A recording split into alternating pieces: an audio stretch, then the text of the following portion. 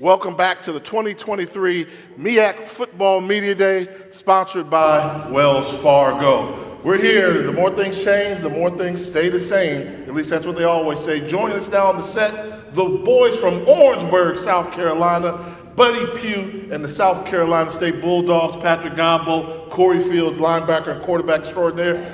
They're the players. Let's hear from the elder statesman of coaches in the Mid-Eastern Athletic Conference, probably in the country, but in the MEAC, Buddy Pugh. Tip, take it away. Oh, yeah, the legendary Buddy Pugh. Thanks so much for joining us. Hey, you were 2021 MEAC champions, went on to win the Cricket Celebration Bowl. First question is, how do you get back to Atlanta at the end of the season? Yeah, well, we need to fix some of the stuff from last year, for sure. I think we had a little bit of a big head coming out of the game last year. Somehow or another, we got to the point that we did. I don't know how you go from where we were to where we ended up to, but that's what we got to fix going into this year.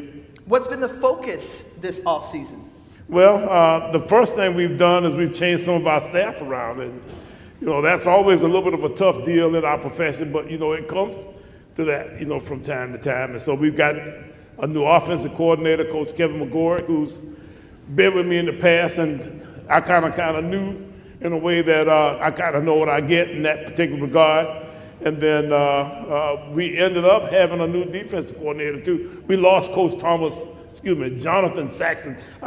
You see, I get confused by the names because the Thomas was the dad that I used to coach with. Been coaching that long. Coach Jonathan Saxon, our defensive coordinator, is gone. We've now got Coach Thomas Howard, who's got strong South Carolina State ties. He was the DC last year at A&T for the last few years at A&T, but he's now our new defensive coordinator, and of course, all of his folk, all of his parents, his mom, his dad, his aunts, his uncles, everybody was South Carolina State folk, even though he's a Morehouse guy. So we got a new DC, and we're on to the next deal, trying to figure out how to get better in 23. Well, let me follow on that, because when you make changes on offensive and defensive side of the ball, were those changes that you wanted to go in a different direction schematically, or sometimes there's some promotion there? What were the reasons for making such drastic changes? Well, the offensive change was mostly due to just trying to be a little schematically different. We felt like we had a good solid plan in place, but we just wanted to kind of tweak it a little bit. So we got that in what we did personnel-wise, we hope, okay? Now, you don't know anything at this point because, it's all a little bit of a shot in the dark when you're going into a new season the way we are. And then defensively, we really wanted to stick with the package that we had. We lost the guy. So we ended up having to make a change, not because we desired to do so, but because it just kind of worked out that way.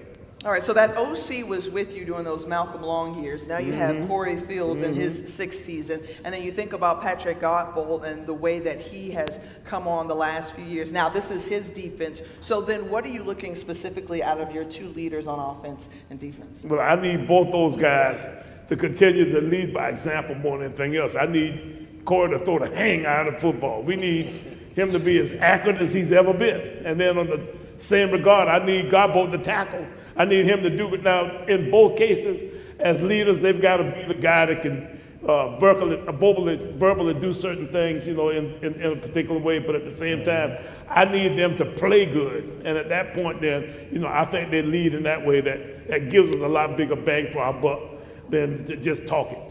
Corey, we've had the opportunity to watch your career blossom over the years, and one of the great compliments that your SID gave Kendrick Lewis was that you've been able to really rally the troops and get them together and lead better this year. And so kind of what has been your focus or mindset in stepping up as a greater leader?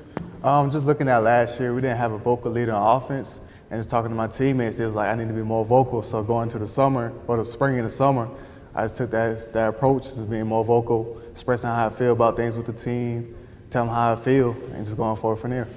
Both guys, I want to ask both of y'all, what did y'all learn from last season? We heard Tiffany ask Coach about it. As a player, what did y'all take from last season? I mean, you got the huge victory over North Carolina Central, then the wheels fell off. What did y'all learn from last season? For me and the team, well, for my aspect of thinking about it, just taking things for granted, can't do that. So if you do that, everybody just run over you. I think our team understood that throughout the years. Don't let the hype get to us just because we won one game. One game doesn't matter. You got to take the whole season on. Pat, you agree with that? Yeah, I agree with it. But what I took from it most was don't let the team fall apart, because that's what we did. After we lost to won against Central, everybody thought we was already going to the Celebration Bowl, and then once that next week came, it just all fell apart. So when I think of South Carolina State, defense is known for always being there. Offense sometimes optional, depending on the year. Even back when they ran the option game. So what's it like to be part of that Bulldog defense? You talk about the school that produced Javon Hargrave and Darius Leonard, all the guys you've got there. What's it like to be like that guy that's supposed to be next? It's an honor for real, because I look up to all those guys like that, because they push me to be better every day for real. And Corey, when I think of quarterbacks, we mentioned Malcolm Long earlier there, Marvin Marshall, all those guys there. If the defense is going to be there, do you feel like offensively we got to step it up? I feel like ever since I came in since 2018, our class took that approach on the offensive side that we need to be better than they were the years before. So each year we just want to get better. Gotcha. And then what, you guys have a team goal, team mindset, team mantra, something that y'all do like that you carry with you every day as a team to keep y'all together?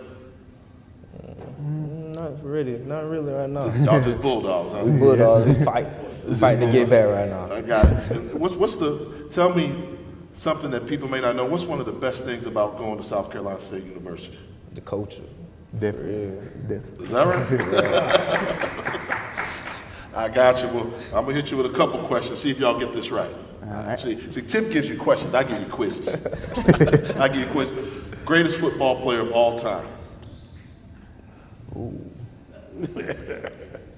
All time? All time. I'm going to say Tom Brady because he's a big quarterback. Tom Brady, what you going to say? Lawrence Taylor. Man, y'all never heard of Jerry Rice? All right. So if you weren't playing football, what other sport would you play? What's your first? Baseball. Either baseball or basketball. Basketball. Now, when you made the decision to come to South Carolina State, what was the key decision in coming to South Carolina State? Really, it was just because I was like, it's so much going on with the recruiting process, and I low-key always wanted to go to a HBCU, so I was like, might as well stay home with it. As for me, when my dad passed my senior year, my little sister's about to be born, I wanted to stay closer to home. Gotcha. And help me out, was it TikTok or Instagram, folks ask? TikTok or Instagram? TikTok. Instagram.